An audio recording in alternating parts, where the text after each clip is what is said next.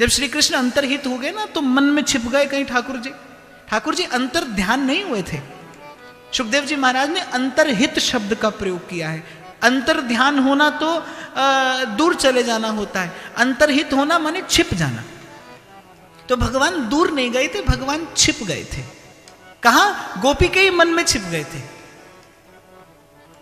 भगवान छिपते भी कहां हैं? आप ही के मन में कहीं छिपे हैं। जब कभी प्रकट होंगे तो मन में ही प्रकट होंगे, मन से ही प्रकट होंगे, क्योंकि छिपे भी मन में ही हैं। और वस्तुतः ये यात्रा यहीं पर आकर विश्राम पाती है। व्याकुलता ही भक्त के हृदय का धन है। वो आकुल व्याकुल चित्त, मैंने अभी निवेदन किया ना, मन की चंचलता, उसका रूपांतरण हो जाएगा, वो चंचलता का रूपांतरण हो जाएगा। जो मन आज संसार के लिए व्याकुल है, वही मन प्रभु के लिए व्याकुल होने लगेगा यदि सदगुरु ने सन्मुख कर दिया। तो इस प्रकार आचार्य की कृपा से बहुत लंबे काल तक भगवत लीला का गान करते हुए श्री परमानंद दास जी ने नित्य लीला में प्रवेश किया। और जब जा रहे थे तब श्री गोसाई जी महाराज ने पूछा कि या समय आपको चित्त कहाँ है? और ये अपने आप में रहस्यात्मक संकेत है, बड़ा सरस रहस्य है कि अष्ट छाप के ये सब भगवदीय है। जब नित्य लीला में प्रयाण करते जीवन भर श्री कृष्ण का यश गाया है, लेकिन अंत में मन चित्त की वृत्ति कहाँ अटकी है? श्री राधा राधा राधा राधा राधा राधा राधा राधा राधा राधा राधा राधा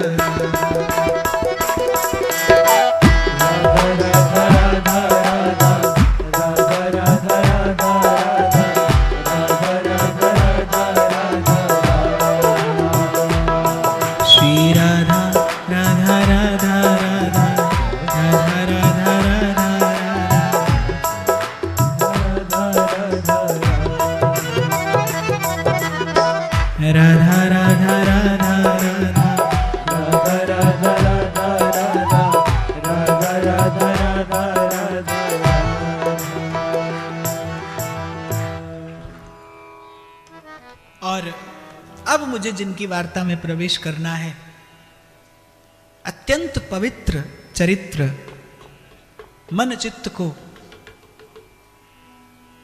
श्री वल्लभ एवं श्री गोवर्धन नाथ के श्री चरणों के अनुराग रंग से रंग देने वाली ये पावन गाथा परम भगवदीय श्रीनाथ जी के अत्यंत प्रिय।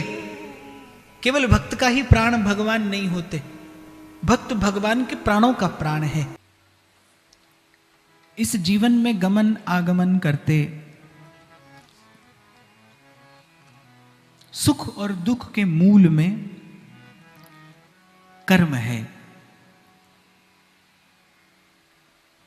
कर्म के मूल में संकल्प और संकल्प के मूल में संस्कार। सुख और दुख के मूल में कर्म, कर्म के मूल में संकल्प किंबा विचार और विचार के मूल में संस्कार।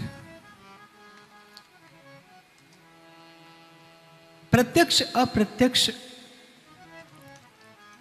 आप और हम जीवन में कुछ चाहा, कुछ अनचाहा, कुछ कहा, कुछ अनकूट कहा, कुछ बूझा, कुछ अनबूझा भी अर्जित करते हैं। जैसे बीज बोया जाता है तो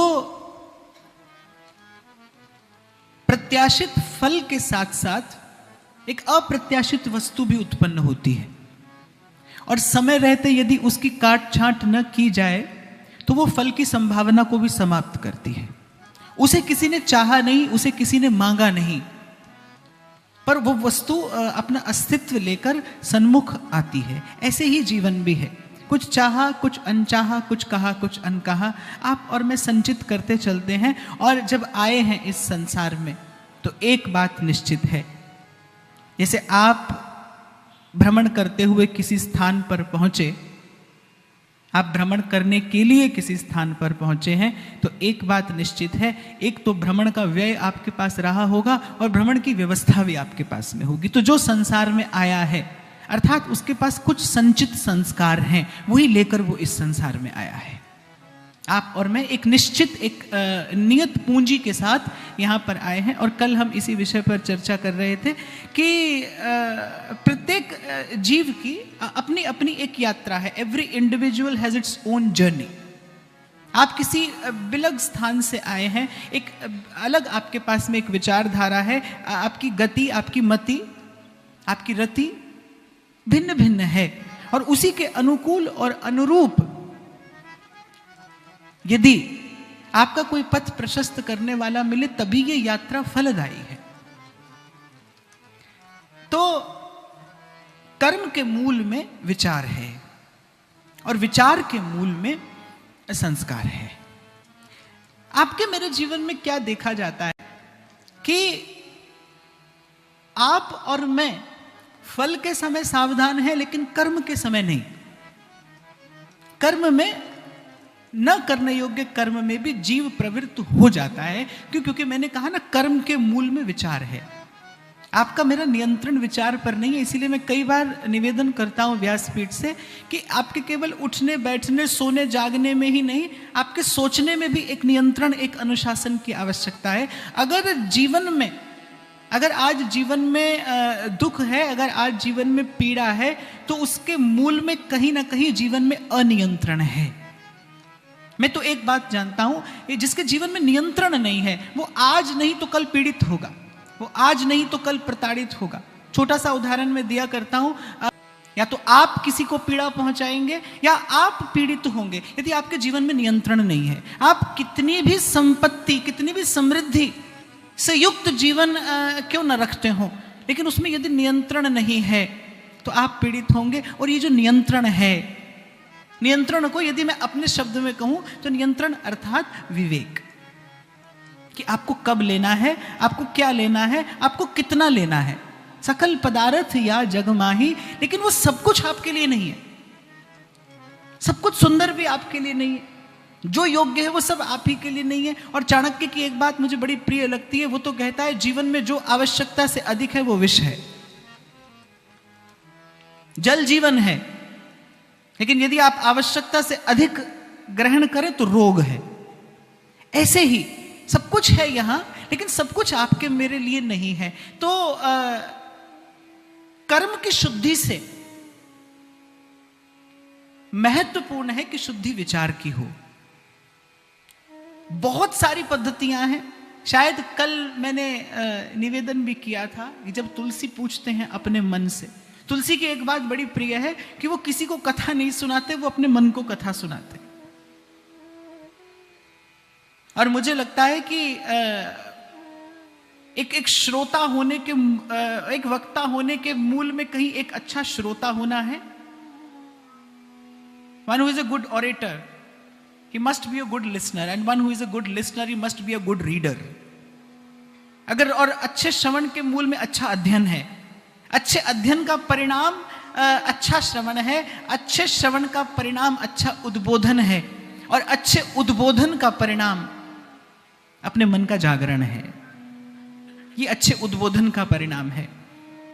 नहीं तो दादू कहते हैं, दादू बकता बहुत हैं पर मत काढ़े ते। और अच्छे उद्बोधन का परिणाम है अपना मन जग जाए, मन की जागृति। और तुलसी ने यही पाया है। बड़ी प्यारी लगती है मुझे उनकी बात। वो कहते हैं कि मैं तो अपने मन को कथा सुनाता हूं, अब मन से ही सुनाता हूं, कोई नहीं मिले तो अपने मन को सुना लेता हूं। और मुझे लगता है कि अगर वस्तुतः भगवत कथा का कोई लाभ है तो वो यही है कि आपको ये नियंत्रण की कला जीवन में आ जाए। बिन सत्संग विवेक न होई, राम कृपा बिन सुलभ न सोई। तो चिंतन मंथन मनन करते करते तुलसी कहते हैं ना कि कहूं भगति पथ कवन प्रयासा, जोग न जप तप मख उपवासा।